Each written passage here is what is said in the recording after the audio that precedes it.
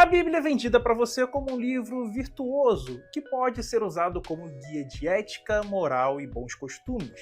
Infelizmente, essa ideia não poderia estar mais longe da verdade. Apesar de ser o livro mais vendido da história da humanidade, a Bíblia é sem dúvida o menos compreendido, o menos lido proporcionalmente. Eu estudei e estudo a Bíblia praticamente a minha vida inteira. Também já li muito livro sobre o assunto. E já li todos os tipos de livros que tenham a ver com a origem de Yahvé e com a origem da Bíblia. Pega um caderno e anota todas as passagens da Bíblia que eu vou te mostrar agora, pois eu vou te provar que na Bíblia apoia-se coisas horrendas, crimes hediondos, e não é um livro de moral, ética e bons costumes. Abra sua Bíblia em 1 Samuel 15, do 1 ao 3, onde você vai ver uma ordem direta do próprio Deus, que deveria ser bom, justo, amoroso, perdoar o próximo e dar a outra face, mandando que não tenham piedade e nem misericórdia de crianças e bebês recém-nascidos, que era para matar todos, fazer um verdadeiro genocídio contra o povo amalequita. E isso sem poupar nem mesmo os animais. Bom, se você acha que isso é uma atitude de um Deus bondoso, de um Deus de amor, eu sinto lhe informar, mas você precisa rever os seus valores, pois isso está muito distante disso. Pelo contrário, é uma atitude de um ser completamente maligno e doentio. Em Números 31 nós temos outra história simplesmente bizarra, absurda, imoral e antiética. Mulheres capturadas após uma vitória do povo de Deus em uma guerra, elas são literalmente tidas como escravas. Porém, a coisa ainda vai ficar mais bizarra, pois o próprio Moisés ordena que as mulheres que não conheceram homem, ou seja, as mulheres que ainda não fizeram sexo, sejam dadas para os soldados. Porém, as meninas que conheceram varão, ou seja, que já fizeram sexo, essas deveriam ser completamente assassinadas, exterminadas, passar a espada sobre elas. Inclusive, meninos que sejam recém-nascidos, estes também deveriam ser trucidados. Eu não sei quanto a você, mas quando eu li essas passagens, eu só pensei que isso jamais poderia ser obra de um Deus de amor, de um Deus do bem. Na verdade, aquilo que eu estava lendo nas páginas da Bíblia mais tinha a ver com o pensamento de um povo terrorista da época do ferro, da época do bronze, do que com o pensamento de um Deus de amor e de justiça. Em Josué capítulo 10 são apresentados vários povos que são completamente exterminados, povos em que Deus manda que seja cometido genocídio. A própria conquista da cidade de Jericó, que é muito celebrada nas igrejas Brasil e mundo afora, é um ato de genocídio. Ali Deus manda matar mulheres, crianças, animais, tudo. Ali é uma condenação completa e absoluta a algo que é chamado de anátema, onde se deveria exterminar tudo e todos. Levítico capítulo 26, Deuteronômio capítulo 28, Lamentações capítulo 4, e etc. Existem inúmeros textos bíblicos, inclusive o próprio Ezequiel, etc., que vão demonstrar que a ira de Deus se abatia contra o povo, culminando no fato de que Deus faria com que os pais comessem a carne dos próprios filhos. Exatamente isso que você está ouvindo. Eu sou pai e eu acho que matar o filho de alguém já é algo assim abominável, algo surreal. Agora, você fazer um castigo tão pesado e tão severo ao ponto dos pais terem que comer a carne dos próprios filhos, isso para mim não existe nenhum tipo de justificativa. Isso é o mais puro ato de crueldade.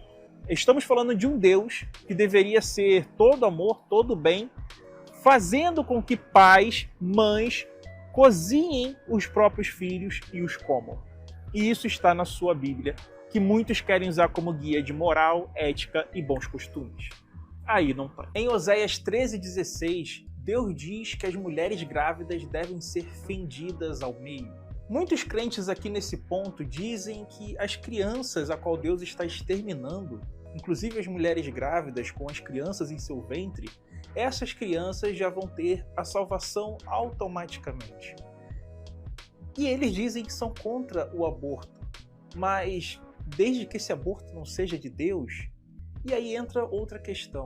Uma mãe que queira garantir a salvação para o seu filho e aborte, ela sendo cristã, ela está se sacrificando e o filho dela está sendo salvo? Então o sacrifício dessa mãe é maior do que o de Jesus? Então olha o tipo de complicação que a gente entra se a gente adotar esse tipo de raciocínio doentio. Eu abri aqui a Bíblia em Isaías capítulo 13, versículo 16, e eu quero ler para você o seguinte: suas crianças serão despedaçadas diante dos seus olhos. Ou seja, as pessoas, os pais, estariam vendo os próprios filhos serem despedaçados. Isso aqui é o próprio Deus suscitando a destruição, a morte, a sanguinolência contra as crianças na frente dos pais, sem perdão, sem misericórdia. Mas calma que não acabou não.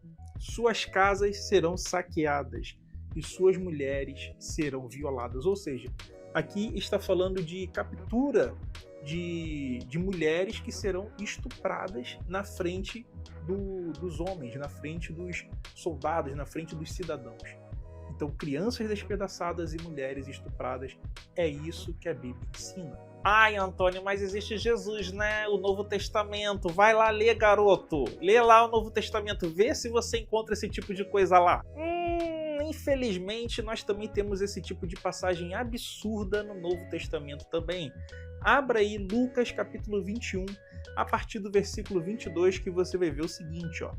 Porque esses dias serão dias de vingança. Ou seja, o próprio Deus vai se vingar, assim como lá em 1 Samuel 15, do 1 ao 3, né? Vai se vingar do povo, tá?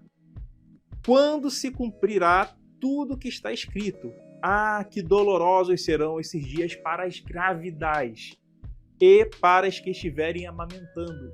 Ou seja, as mulheres grávidas serão exterminadas e as crianças recém-nascidas, assim como na Bíblia hebraica, também serão destruídas. Grande aflição haverá na terra, a terra aqui é território, tá? É o povo. E ira contra este povo. Que povo ele está se referindo? O próprio povo judeu. Então aqui é o próprio Jesus falando sobre a ira de Deus, a vingança de Deus contra o povo judeu. Cairão ao fio da espada, serão levados cativos para todas as nações, e Jerusalém será pisada pelos gentios. Eu não preciso dizer mais nada, o texto é claro. Então Jesus estava suscitando que mulheres grávidas, crianças, sofreriam a vingança de Deus, um Deus de amor que se vinga do povo, que se vinga das pessoas, inclusive mulheres e crianças, e mulheres grávidas. Complicado, né? Em Lucas, capítulo 19, você vai ler o seguinte no versículo 27. E agora, quanto aos meus inimigos que não me quiserem como rei, ou seja, não quiserem que eu reine sobre eles, traze-os aqui e matai-os na minha presença. E esse matai-os aqui é exterminar com violência, truculência, é destruir, trucidar. Não é nada pândego, fofinho, como muitos querem falar, não. Mateus, capítulo 10, versículo 34. Não penseis que vim trazer paz ao território. Não vim trazer paz, mas espada. Ou seja, o contrário da paz é a guerra. Jesus está falando que ele veio trazer guerra para o povo, trazer guerra para o território. Então não tem essa de que Jesus é bonzinho, Jesus é de amor, nada disso. Ele diz que aqueles que não crerem nele vão queimar na caldeira de fogo, vai ter enxofre e ranger de dente. Isso é amor para você? Ou me ama, ou vai arder numa caldeira de fogo? Que isso? O próprio Jesus diz que o escravo que não servir de forma correta, esse deve ser partido ao meio. Sim, tomar uma espadada e ser dividida ao meio, partida em dois. 1 Pedro 2, a partir do 18, vai dizer o seguinte: escravo, sede submisso com todo o temor aos vossos senhores, não somente aos bons e cordiais, mas também aos perversos, porque isto é agradável a Deus.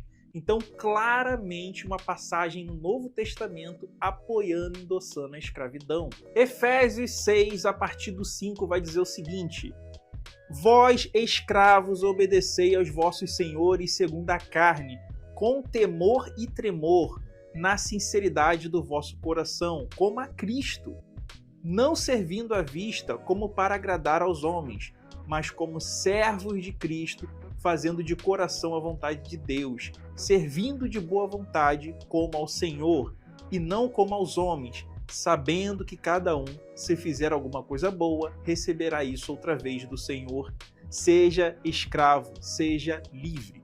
Então o que acontece? O próprio Paulo está ensinando a como você ser um bom escravo. Então isso aqui é um livro de políticos, de terroristas,